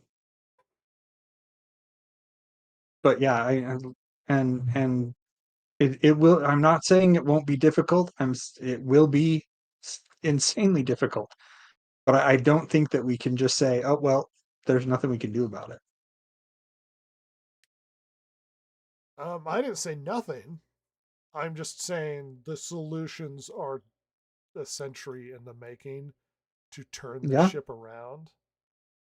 Um, certain I'm with you there, man. Yeah. certain opinions have to be pushed down into the mud in the short Yep. term, and simply not being and doing that in a way that still allows for disagreement and discourse. I think the one principle that we should be left from Charlie Kirk is when we stop talking to each other is when violence happens. And Yep. these people didn't want to hear what he had to say because they were afraid. Yep. And justifying it means you're also afraid of his opinions. Anyway, now let's talk about stupid nonsense. Everybody, let's poop. The Distracted Gamer Podcast. Big steaming pile of news dump. Welcome to the Tonal Shift Podcast. Despite the massive, crazy news going on, the world keeps turning. And crazy pop culture news never goes away. Absolutely not. So I'm going to start out with earth-shattering news that no one's heard about because there's so much more important things going on. Ross, Paramount is preparing to bid and take over Warner Brothers Discovery. What? Oh my lord! Wow. Paramount of all things. This article describes it as a massive media earthquake, which it is. Yeah. If you told somebody that 5 years ago, they wouldn't have believed. In a move that could shake Hollywood to its very foundations, Paramount Skydance is reportedly preparing a cash-backed bid to acquire Warner Brothers Discovery. If successful, this could combine two of the largest names in film, television, and streaming under one roof, an entertainment juggernaut unlike anything the industry has seen in decades. Wow. I mean, I remember when it was AOL Time Warner. Nobody thought that was that. I mean, everybody thought that was going to last forever. Wall Street Journal broke the news with Reuters confirming it. Discovery shares surged 30% after reports had surfaced. Paramount Skydance stock also ticked upwards on the news, signaling investor incitement. This would be Paramount Skydance's bid would be majority cash, targeting the entire Warner Brothers Discovery portfolio. That means Warner Brothers, HBO, CNN, Discovery's cable news network, Cartoon Network, and more could all be absorbed under Paramount. Wow. In terms of media, this is huge. Yeah. Crazy huge. Hey, Ross. Hmm. Apparently, even with a 9800 X3D and a 5090, Borderlands 4 runs like absolute butt cheeks. Thank God. Randy, you greasy piece of shit. Look what your game's done now. Apparently, it's so horrifically optimized that Randy has been liking and promoting guides to help run it better. What's your team doing, Randy? Why didn't you optimize it? What's going on? Why didn't you just make it run? What's happening? He had a tweet this last couple days claiming that the servers for Borderlands are so robust that they can handle any traffic you throw at it, and they won't even shrink at it. And it's like everybody, it is being negative reviewed on Steam so horrifically because of how buggy as hell Borderlands 4 is. Oh, this makes me so my happy, gosh. Rat. Oh my God. Love it. Oh. Even the greatest video cards of all time has people reporting that it runs like absolute butt cheeks. That rocks. God, what a stupid company Gearbox is. Randy, you piece of crap. We'll never make it big as a podcast, but if we do, I'm making that a t-shirt. That's Ross's quote there. Randy. Randy? You greaseball. What the hell's wrong with you? James Gunn has confirmed that Man of Tomorrow is a team-up movie focusing on Lex Luthor and a much bigger threat. Again? Probably Brainiac. Because after Lex Luthor murdered people, Superman's going to be super okay with a team-up. Yeah. Because we're best friends. I'm sure that's happened in the comics, but doesn't that Doesn't that feel like a little bit of walking in the footsteps of what with Loki and all? Another. Yeah. The enemy of my enemy is my friend. There's a bigger threat threatening mankind. We might as well work together. Yeah. We'll see. They made Lex Luthor in the last Superman so comically evil. It's like there's no Ugh. redeeming quality in the man. Yeah. Like you can't even Yeah. go like, oh, I see his point. No, he's like a cartoon villain. He's like, I'll murder He's people. like psychotic. In another I'm evil.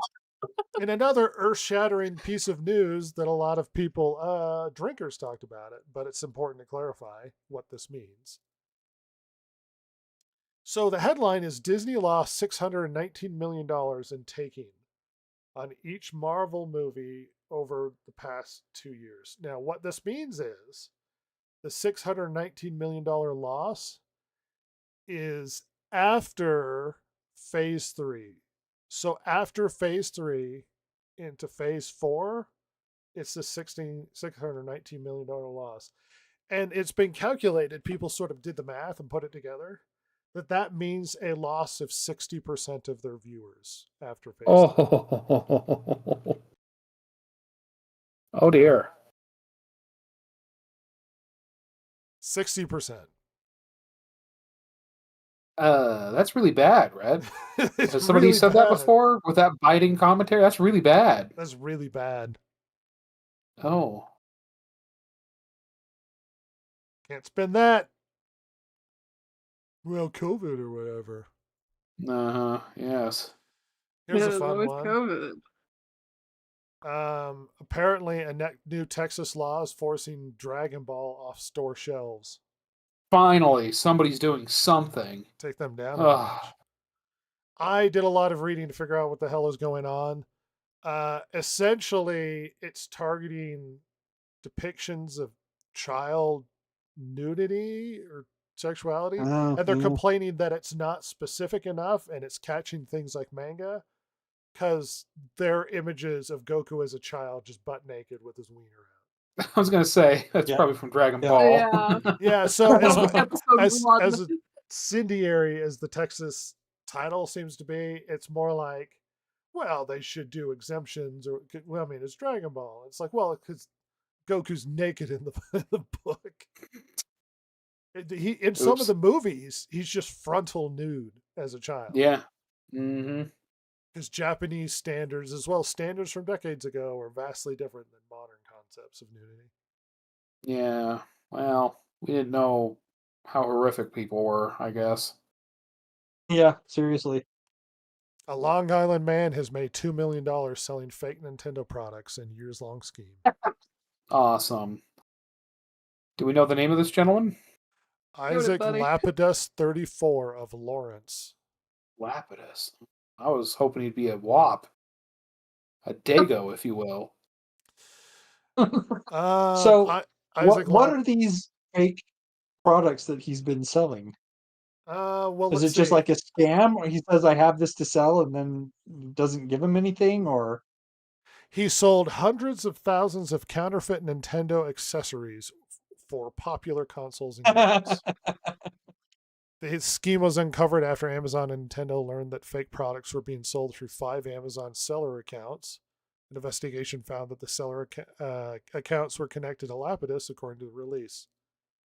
Between October 2018 and September 2025, Lapidus allegedly sold more than 200,000 faux Nintendo Switch docking stations, Oh. 10,000 docking station adapters, and about 15,705 Pokemon Go Plus accessories, amounting to more than $2 million. Despite Jesus consumer Lord. complaints about imitation products and their reviews, sales totaled into the millions of dollars.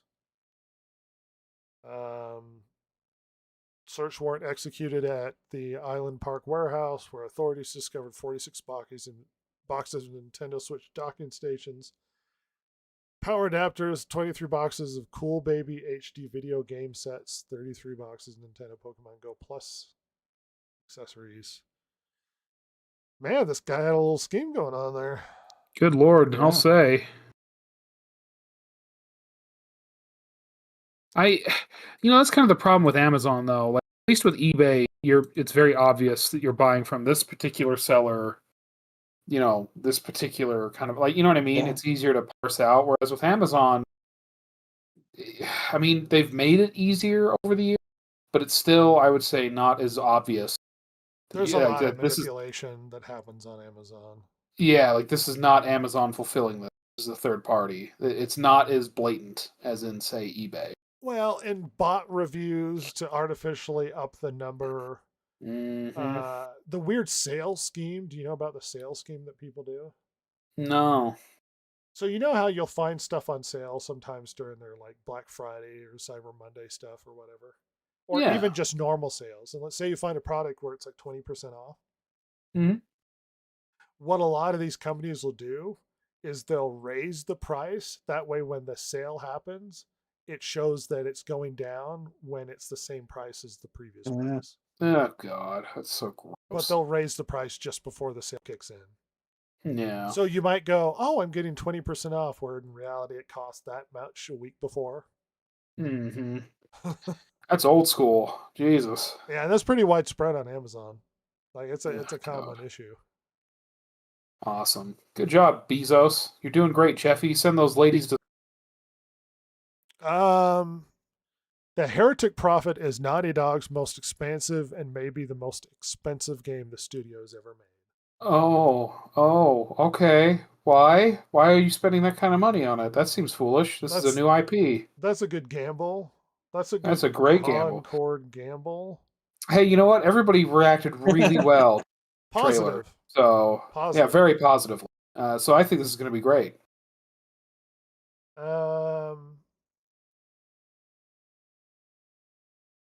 Goodness. As former president and CEO of Sony Interactive, Sean Layden has previously said, when a video game's cost exceeds 200 million, as it sounds like Intergalactic will, exclusivity is an Achilles heel. I would agree with that.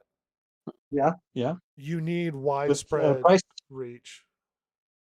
with a price tag like that, you need to get as many people on the game as humanly possible. Interesting. Over 200 million being exclusive to a console is probably a problem. Yeah. Yeah. And yeah, Neil Druckmann is back with his absurdness.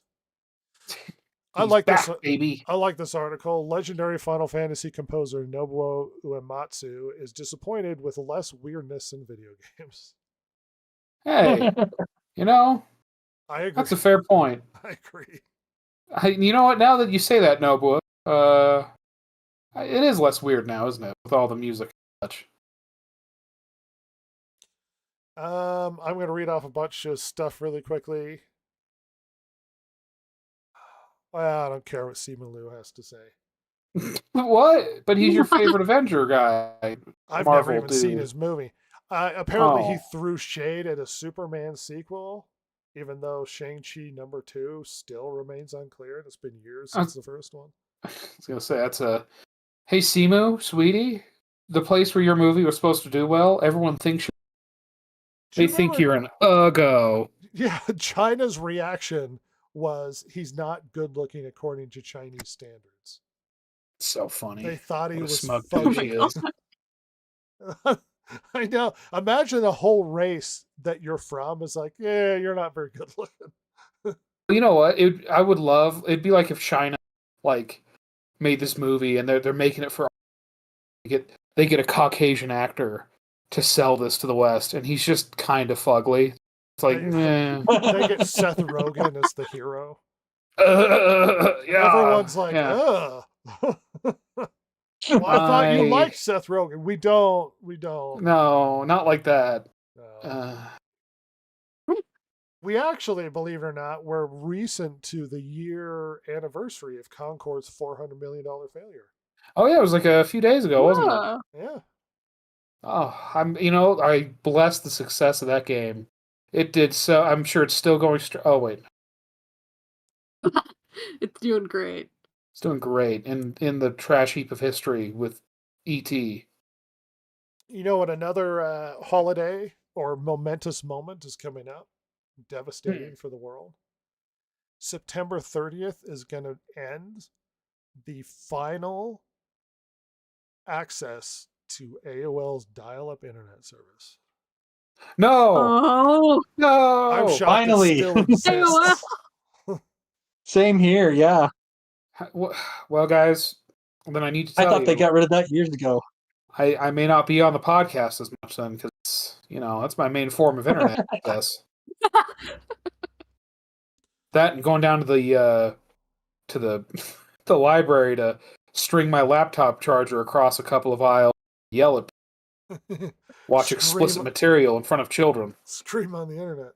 The next Super Mario movie is going to be Super Mario Galaxy, Oh, yeah. and it's Interesting. coming out in 2026. So that's not a bad turnaround. well, Not that that makes far it away, the yeah. third one.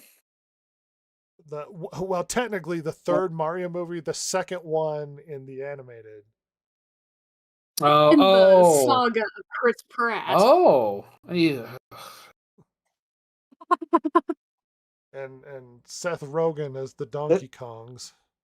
Oh my gosh, I forgot about Jack Black as Bowser.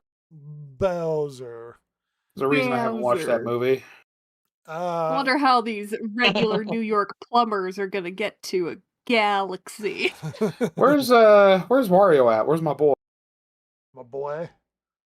Blah. I mean, Luigi's my boy. I like Wario just because Where's he yells at people. Waluigi? Where's the Walu- anti-boy? The anti-blah. Wah. Wah. Michael B. Jordan is quoted as saying that Killmonger is not a villain. Excuse me? He advocated for No, he conquering the is. planet and murdering people and genocide. But he said he's not a murderer. He just comes from a different perspective or whatever. Oh, well, yeah, I mean, technically, yes. In the same way that, Genghis Khan had a different perspective on, say, the Persian Empire. Here, let me read the actual quote. He cared about his people just as much as T'Challa. He just had a different way of going about getting it done, like the murder, I guess. Yeah, in a villainous way. Michael, sweetie, We wonder why we're screwed up. Let's see if we can't scramble along. South Park had to cancel airing their Charlie Cook criticism episode, even though it's still accessible on Yep, Paramount heard of Plus. that. A lot of fallout of the Sucker Punch dev, the DC comic writer, Matthew Dowd fired on MSNBC. Oh, yeah. Yep. Apparently, visiting Disney World crowds are just bad. Oh, like too big or not many Described people? as nearly empty. Oh, well, now's the time to go, baby. Yeah. That'd be a good time to go then. I mean, go see the Star Wars land with nothing you care about. Talking about poor dialogue, Mark Hamill infers that Trump supporters are dishonest and indecent. Gosh. Mark, He sucks. only It's one of just- us here has had their pants fall off a bunch of people on Yeah. stage. And it ain't me, pal. So, YouTube has dethroned Disney, NBC, Paramount, Fox, and Warner Brothers as America's true TV king in a massive new media viewership win. yeah, they're getting football on there now. That's huge. Yeah, the numbers are staggering. YouTube's taken over. Let's see. Dollywood tops Disney Parks in Guest Appearance Award for 6th consecutive year. What? If you go to Dollywood, you Oh. love Dolly. I mean, that's true. Yeah, you do. Everybody going to Dolly World is going to report how much they love Dolly World because they love Dolly Parton. Yeah, I've met people in my life that have gone to Dollywood say that it's pretty great. It's pretty fun. We have the Emmys coming tomorrow. Oh, Jimmy Kimmel has commented that defending democracy and against Trump is important for the Emmys. Wait, say that Kimmel, again? get down off your high Well, horse. let me read the art. Here's the title: Jimmy Kimmel comments on defending democracy against Trump at Emmys. Okay.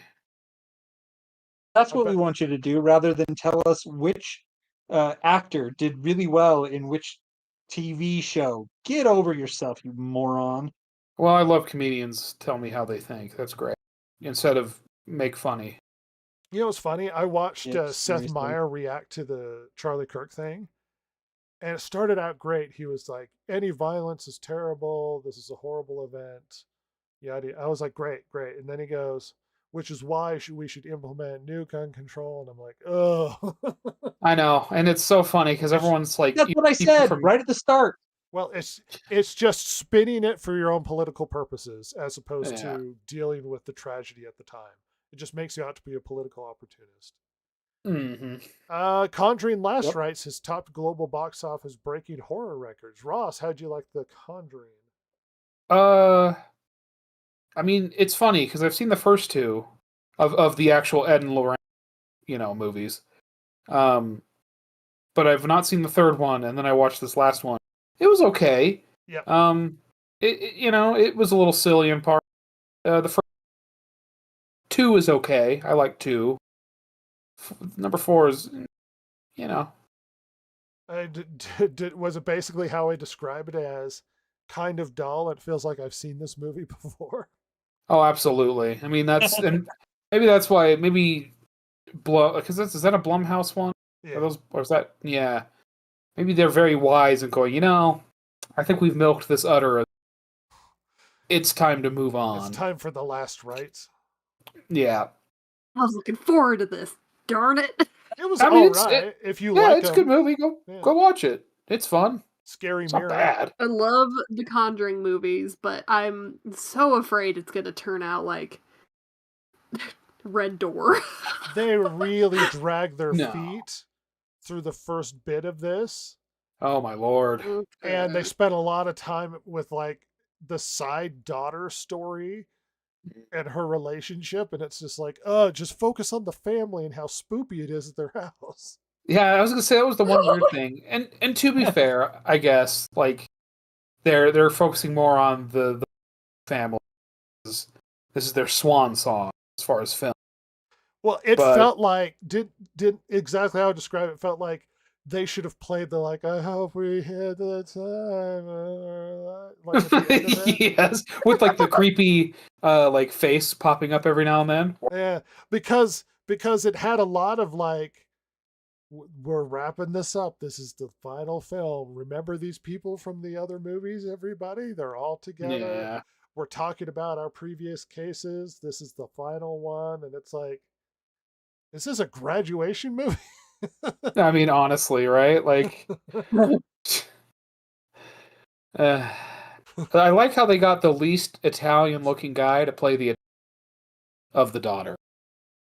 Yeah. Like, he's so not a Dago, and it's hilarious. Imagine marrying into that family and a giant mirror tries to murder you. Oh yeah, like just I've known this woman for 9 months. We're engaged, and I was helping their parents try to stop a mayor from killing people, and it almost killed me. It's good times. I It's great. want more focusing on the family and them degenerating into madness as the mirror goes nuts. Yeah, I think that's why the second one's still so good. Just make them go nuts. I want fear. Yeah. But yeah, apparently it's doing really well. People like them Conjurins. Yeah, they do. There's been a lot of criticism at Disneyland that they're getting rid of Rivers of America and Tom Sawyer's Island. And they recently drained it, which upset a bunch of people because all the nostalgia and pissed them off. Yeah. Well, they've had such heavy rainfall that the joke is that Mother Nature's trolling Disney because the rain has refilled the river. Oh wait, God, they've been having a lot of rain. God damn. Yeah. A lot of rain. Holy cow. That is kind of sad though. My dad has stories because he went within the first year open. And he remembers it before they had a lot of the rides there. And like Tom Sawyer's Island was like one of the big attractions.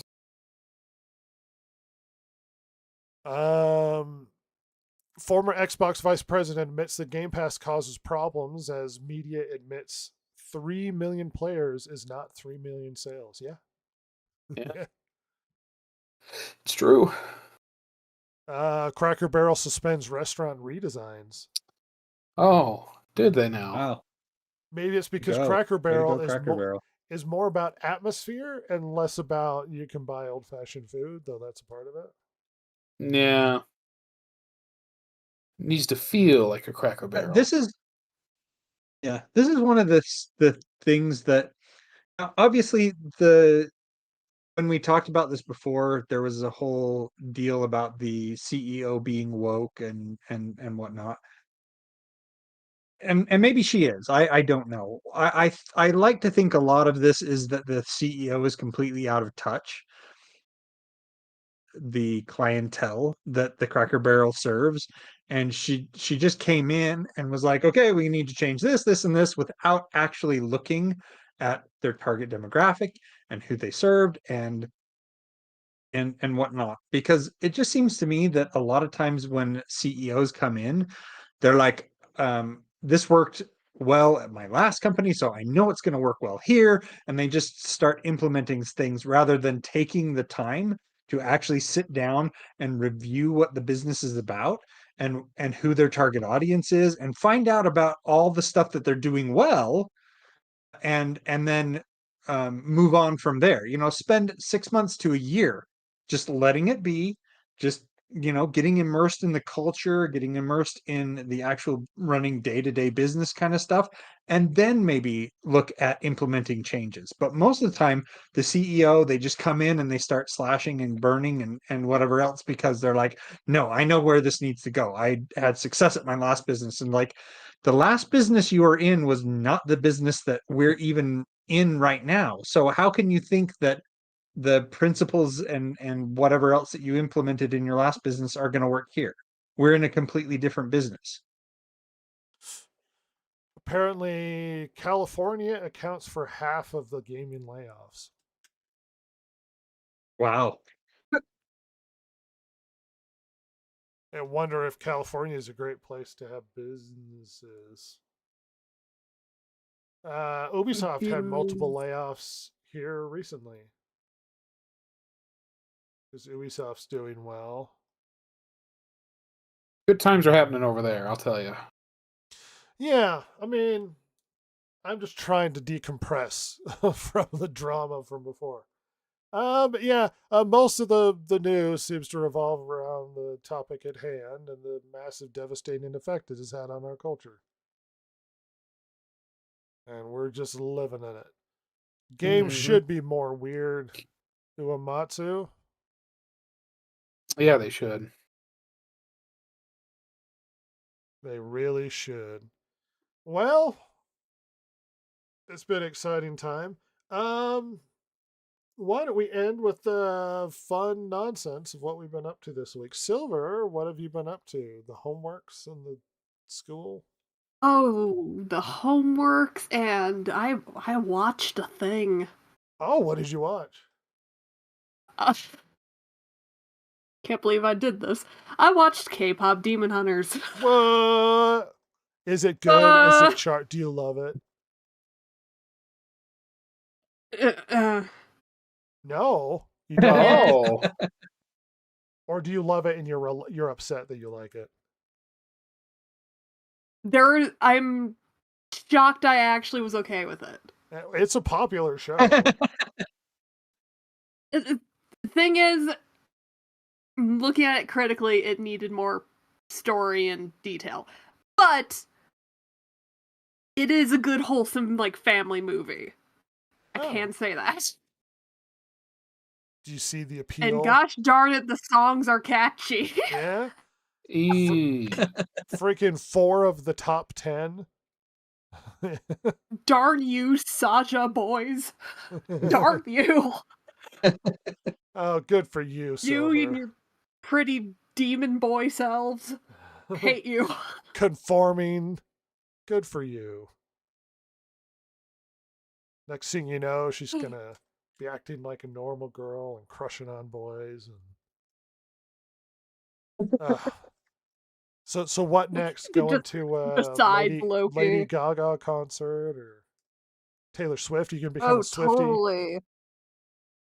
Is this the Can start of your definitely name journey? one I can definitely name one Lady Gaga song.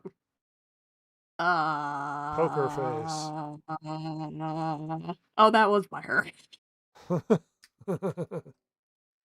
You're gonna be a I was about to Swiftie. Google. He's another. That's a You'll piece of you'll garbage. go watch her pay in the theater to go watch her. Cab Crew says it's silly and I liked it. Well, looks like the girls are banding together. Your personalities have merged with the female collective. It is very silly. Resistance is Again, I just futile. want more story, but It absolutely is. It's not great, but it's it was fun. adorable. Resistance is futile. Just get ready for the implants on your face. Ross, how's your week been going? Oh, just been, like I said, saw that fine Conjuring film. Uh-huh. It's been hanging around, been packing. Old Ross is getting ready for a move, so that's fun. Mm-hmm. Please kill me. Yeah, that's about it, really. Just chilling, straight chilling. Jason? Can't I have this week has been a blur. It's been one of those weeks where I don't even remember what I did. I helped my sister-in-law move today. We spent from like 30 till 5 o'clock moving her out. And then work was work, but it was interesting when my boss came and talked to me Monday. It was like or no, when was it? My boss came and talked to me the day after Charlie Kirk assassination and September was like, 11th. remember, we're apolitical. I'm like, yeah, I got that, no problem. But she's like, the students may talk about this and so if you need me to come in and Wear talk to the pants in students, the I'm office. happy to do so. So it's really weird, really uncomfortable. And I'm like, our students mostly talk about like video games and that. So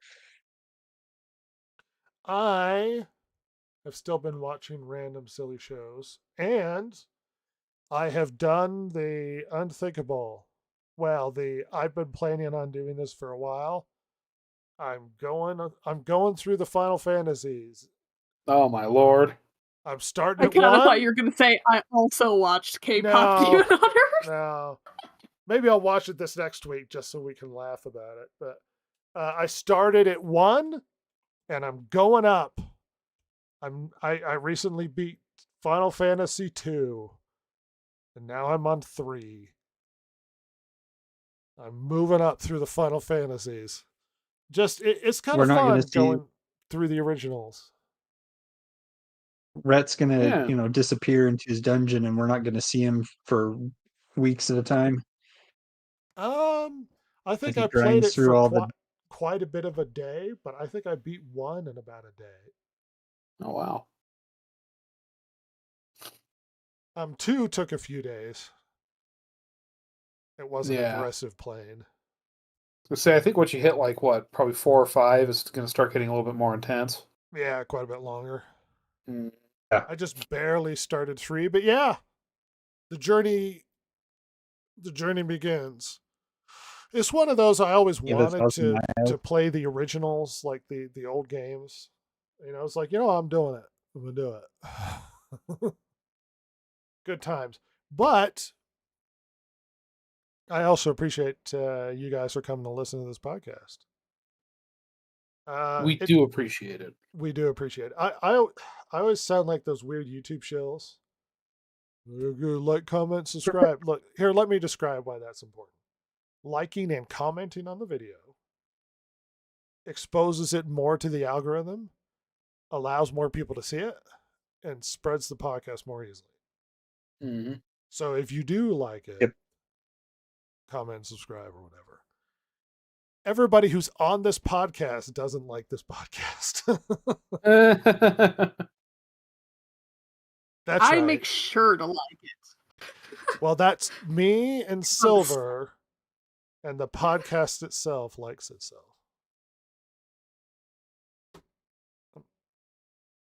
You could do the It's math. like Obama putting the medal on Really himself. weird that the It's like- podcast itself. Yep. At any rate, we appreciate you guys coming along. It's been an exhausting week. Relax. Ugh. The stupidity continues next week. We'll see you again later.